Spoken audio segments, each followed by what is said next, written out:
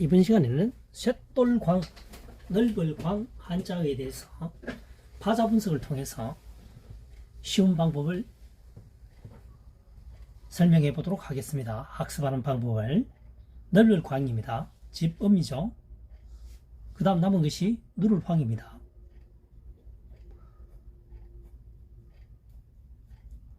누를황이죠. 집 아래에 누른 덜판이 있다. 그래서 덜판은 넓죠. 그래서 넓을 광이 되겠습니다. 집안에 누른 것은 황금색은 눈에 잘 띄입니다. 확 트여 있다는 인상이 오는 거죠. 그래서 넓을 광이 되겠습니다. 광야. 그 다음 두 번째 쇳돌광입니다. 쇠금이죠. 넓을 광입니다. 쇠의 성분이 넓게 포함되어 있는 것은, 분포되어 있는 것은 쇳돌이라는 얘기죠. 쇳돌이라는 것은 쇠붙이의 성분이 돌에 많이 함유되어 있는 돌을 지칭하는 것입니다. 광물이라고 하죠. 광물. 넓을 광입니다. 집음, 누를황입니다. 집 아래에 누른 것이 있다. 누른 것은 금빛 색깔이기 때문에 눈에 잘 띕니다. 눈에 잘 띄인다라고 하는 것은 뭡니까? 확 내용이 많다는 얘기겠죠. 그래서 누른 덜판, 누른 덜판은 넓습니다. 넓을 광입니다. 그래서 광야. 그 다음 요 한자 부분 있죠. 덜야자죠. 아들 자자가 아니고 나여자입니다. 창창 곤배정입니다. 창과 곤배는 나 자신을 위해서 존재하는 것이다. 나 자신을 위해서 소유하는 것이다. 이렇게 풀이가 하면 되겠습니다. 아들 자자는 마칠료죠.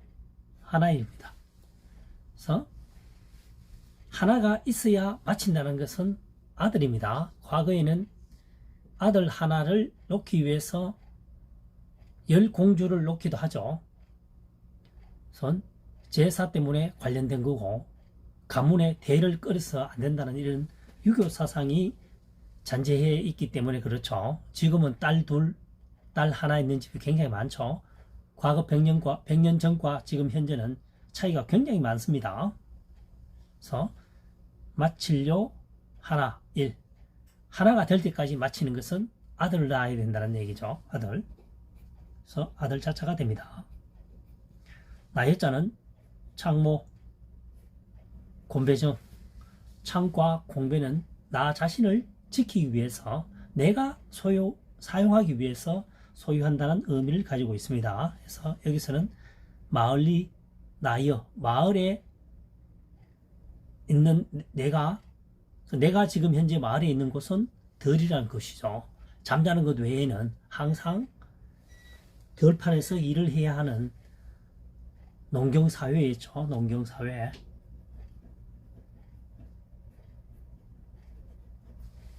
쇳돌광은 쇠금, 우리가 알고 있는 두 번째 후는, 두 번째 음은 성김이죠. 성김, 쇠금, 금금 이렇게 사용되죠. 그래서 훈과 음이 두 개란 얘기입니다. 훈과 음이 두 개란 얘기입니다. 음은 쇠금, 성김이죠. 소리음자가 되어 있습니다. 그래서 쇠를 넓게 함유하고 있는 것은 쇳돌이다. 쇳돌이라는 것은 쇠붙이의 성분이 돌에 굉장히 많이 함유되어 있는 것을 말합니다. 쇳돌광 되겠습니다. 광물, 광야 이렇게 되겠죠. 광물, 광야. 이번 시간에 건널도입니다. 건널도. 물수변이죠. 물수죠. 이 글자가 두 개로 합쳐져 당대에서 도움을 줄 때는 이렇게 사용하지는 않고 물수변으로 사용한다는 거죠. 물수를 쓰게 되면은 수 돌았고 읽을 수도 있다는 어떤 혼선을 방지하기 위해서 간략하게 써서 삼수변으로 쓴 겁니다. 그래서 헤아릴 도죠. 물을 헤아린다는 거죠. 물을 헤아려서 건넨다는 얘기입니다. 무턱대고 건네면 어떻게 됩니까? 급류에 휩쓸릴 수도 있죠. 그래서 물의 깊이가 어느 정도 될 것인지를 측정해서 건넨다는 의미를 가지고 있습니다. 건넬 겁니다. 건널도. 물을 헤아려서 건넨다는 겁니다. 도하. 물 하자죠. 물을 건넨다는 겁니다. 누를 황입니다.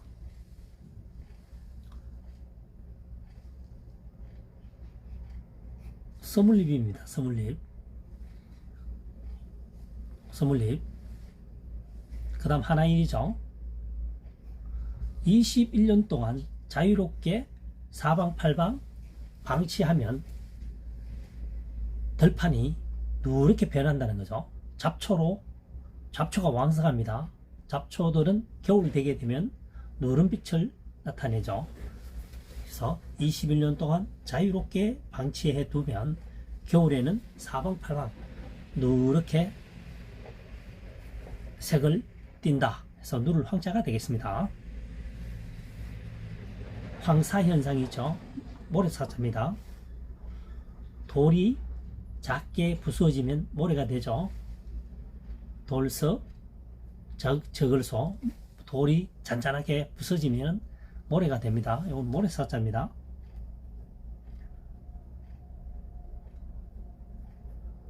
모래사자가 되죠.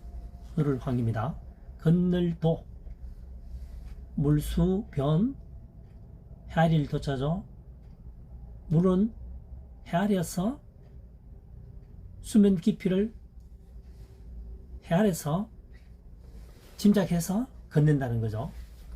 그래서 건널도가 되겠습니다. 도하. 누를황은 서물립입니다. 서물립. 요 한자가 서물립입니다. 그래서 21년 동안 21일 동안 자유롭게 방치하면 사방팔방 들판이 온갖 잡초로 뒤덮인다. 겨울이면 누런 색깔을 띈다. 말라서 그렇죠. 누를황이 되겠습니다.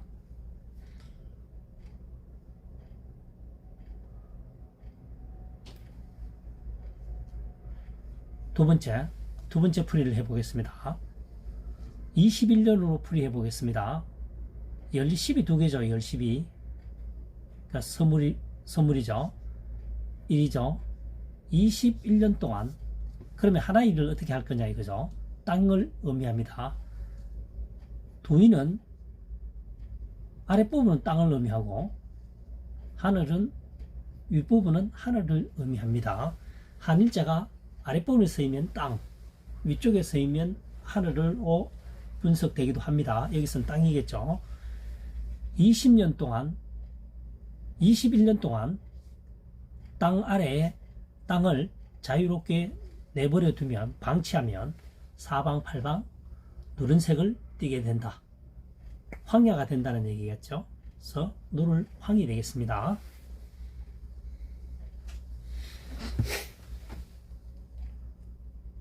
이번 시간에는 자리석, 법도도, 한자어에 대해서 타자 분석을 통해서 가장 쉽게 학습하는 방법을 설명해 보도록 하겠습니다. 지범이죠. 지범입니다. 그 다음 서물립입니다. 수근근이죠. 집 안에 20사람이 앉을 수 있는 수건이니까 큰 방석이 되겠죠. 큰 자리가 되겠습니다. 과거에는 지프로 만든 방석이 많았습니다. 굉장히 크게 말이죠. 굉장히 크게 만들었습니다. 주로 마당에다가 설치를 했죠. 집에 20명이나 앉을 수 있는 수건은 커다란 자리라는 얘기죠. 자리석 되겠습니다. 그 다음 법도도입니다. 법도도 또는 헤아릴 탁, 훈과 음이 두 개다는 얘기죠. 훈과 음이 두 개. 음은 도, 탁에 해당이 되겠죠. 법도 헤아리다는 가리키는 거죠. 훈입니다. 가리킬 훈. 소리음. 그래서 지범이죠. 지범. 다음 서물립이죠. 서물립입니다. 집에 손이 20개 있다는 거죠. 집에 오른손이 20개가 있다는 것은 20명이 있다는 거죠. 20명이 함께 일을 하려면은 어떤 규정이 없으면은 자기 어떤 주관적인 생각을 가지고 한다면 계속 이게 일이 일치가 되지 않고 무질서하게 되겠죠. 그래서 사람이 많으면은 규정이 있어야 된다. 어떻게 해야 된다는 규정이 있어야 된다는 거죠. 그래서 규정이 필요한 것은 법도라는 거죠. 그래서 법도도. 그래서 헤아릴 탁. 법도도 헤아릴 탁. 제도 할 때는 법도도고 촌탁 헤아릴 탁이죠. 촌탁이 되겠습니다. 자리석, 지범, 서물립, 수건근입니다. 집에 20개의 수건이 될 만한 것을 이렇게 뭡니까? 계속 연결을 했다 이런 얘기죠. 수건. 굉장히 넓은 자리라는 얘기입니다. 이것이 수건이라고 가정했을 때 20개죠. 이렇게 넓은 자리를 말합니다. 자리석 되겠습니다. 수건을 계속 옆으로 붙이고 하면 자리처럼 보이죠. 자리석 되겠습니다. 법도도 집에서 손으로 오른손이 20개라는 것은 사람이 많다는 얘기입니다. 사람이 많아서는 어떤 규정에 의해서 일을 진행하지 않으면 난장판이 되겠죠. 자기 주관이 있으니까요. 그래서 규정이 필요하고 그것을 법도라고 합니다. 법도도 헤아릴 탁. 법도도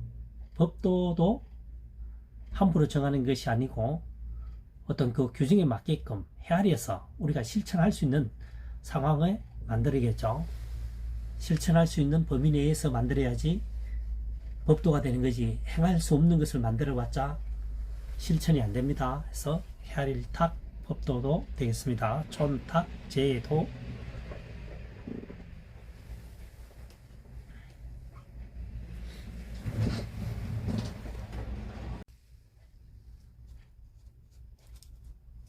이번 시간에는 성김, 쇠금, 진화, 발진, 한자에 대해서 파자 분석을 통해서 쉽게 학습할 수 있는 방법을 설명해 보도록 하겠습니다. 쇠금입니다.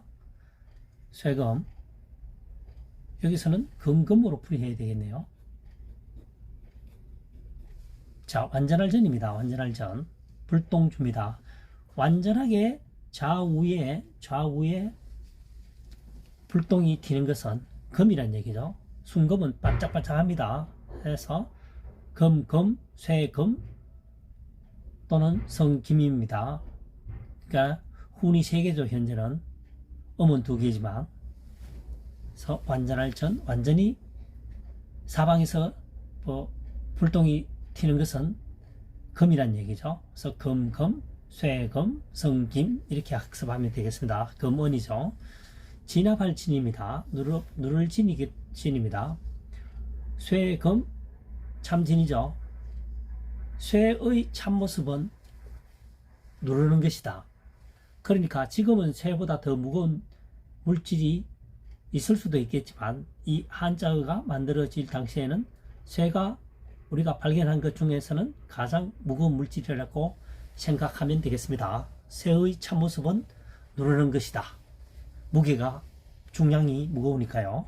그래서 누르는 것은 진압하는 것이다. 진압할진, 누를진 하면 되겠죠. 진압.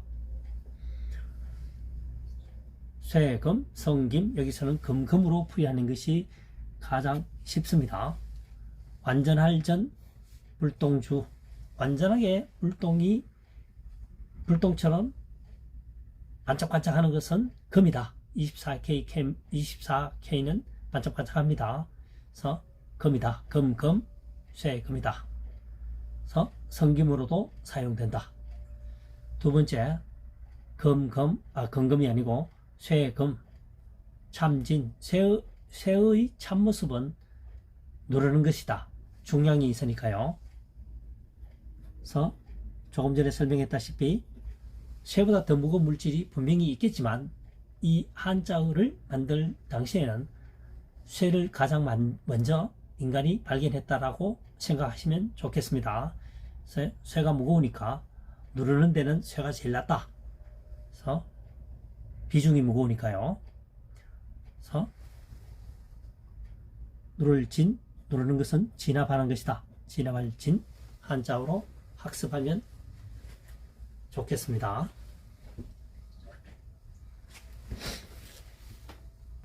이번 시간에는 가로 횡, 제멋대로 횡, 세대세 한자어를 살펴보도록 하겠습니다.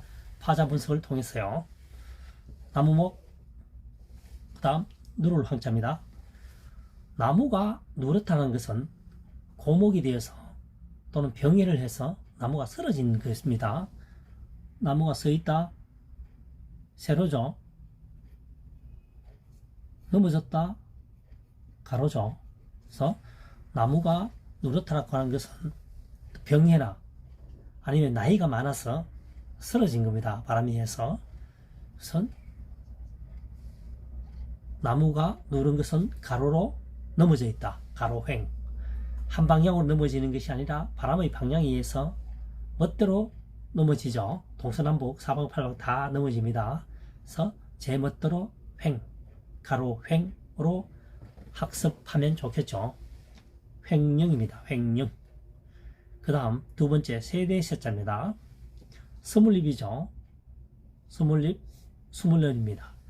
나이가 스물이면 숨는다는 것은 맨날 보이던 항상 보이던 여자가 그 집 딸이 보이지 않다는 얘기죠. 20세지만 사실은 20세 미만이겠죠. 과거에는 16세에서 18세 대략 20세, 홍기가 늦은 경우는 16세, 18세, 20세에 결혼했습니다. 보이던 자녀가 보이지 않는다는 거죠. 그것은 뭐냐? 시집을 갔다는 얘기입니다. 시집을 가게 되면 한 세대를 이루겠죠. 새로운 남편을 만나서.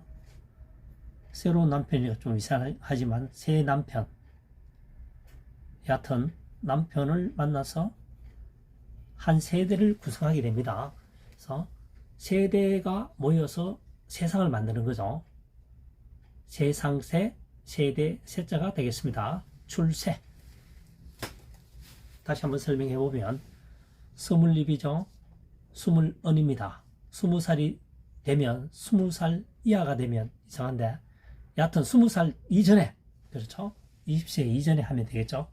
20세 이전에 여자는 시집을 가서 세대를 이룬다. 한 세대를 구성한다. 세대세, 세대가 모여서 나라가 되고 나라가 모여서 세상이 된다는 얘기죠. 세상세, 세대세가 되겠습니다. 가로횡, 나무목이죠. 누를황. 나무가 누렇다라고 하는 것은 고목이 되거나 아니면 병충해를 입어서 제대로 성장하지 못하고 이제 나무가 썩는 과정이죠. 그러다 보면 비바람이 불게 되면 넘어진다. 어디로? 세로에 서 있다가 가로로 넘어진다는 거죠. 바람 방향에 따라서 그 환경 조건에 따라서 나무가 한쪽 방향으로만 넘어지는 것이 아니고 360도 사방팔방 넘어지죠. 제 멋대로 넘어진다는 거죠. 제 멋대로 횡, 가로 횡 되겠습니다. 횡령, 출세.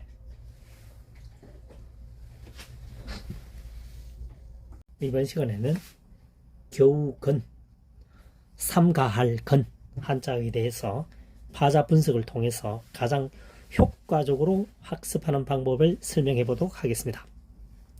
사람인변입니다. 사람인변, 사람인이죠. 변으로 사용될 때는 변형이 됩니다. 그 다음 진흙건이죠. 사람이 진흙 속에서 행진을 한다면, 걷는다면 겨우 걸어갈 수 있겠죠. 그래서 겨우 건, 작을 건, 적을 건 되겠습니다. 건소하다, 건소한 차이라는 말 쓰죠. 상갈 건자입니다. 말씀언이죠. 겨우 근자입니다. 진흙근이죠. 진흙근. 사람이 진흙 속에 들어가게 되면은 굉장히 조심해서 걸어가겠죠. 진흙탕 길이라면. 그래서 말도 진흙에 가는 것처럼, 진흙 속을 걸어가는 것처럼 굉장히 삼가해야 된다. 조심스럽게 말을 해야 된다는 얘기입니다. 그래서 근하 신연할 때 근하, 겨우 근자입니다. 여기서 겨우라고 하는 것은 숫자가 적다는 의미도 있고 가까스로 그 일을 했다, 겨우 했다 이런 얘기겠죠. 그래서 겨우 근자입니다. 사람인변의 진흙근입니다. 사람이 진흙 속에 걸음을 걷는다면 겨우 걷겠죠. 잘 못 걷습니다. 미끄러지고 넘어지고. 그래서 그것은 적은 어떤 진행을 의미하겠죠. 빨리 가지를 못한다는 얘기입니다. 그래서 적을 건, 겨우 건 되겠습니다. 근소한 차이로 어떤 행동을 하지 못했다. 또는 근소한 차이로 행동을 했다. 커트라인에서 왔다 갔다 한다는 얘기겠죠. 그래서 겨우 근자가 되겠습니다. 근소.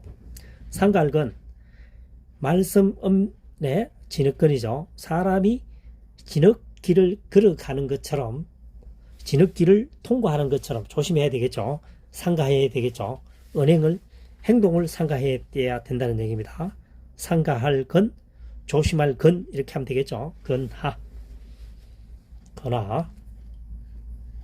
근소, 근하, 근소.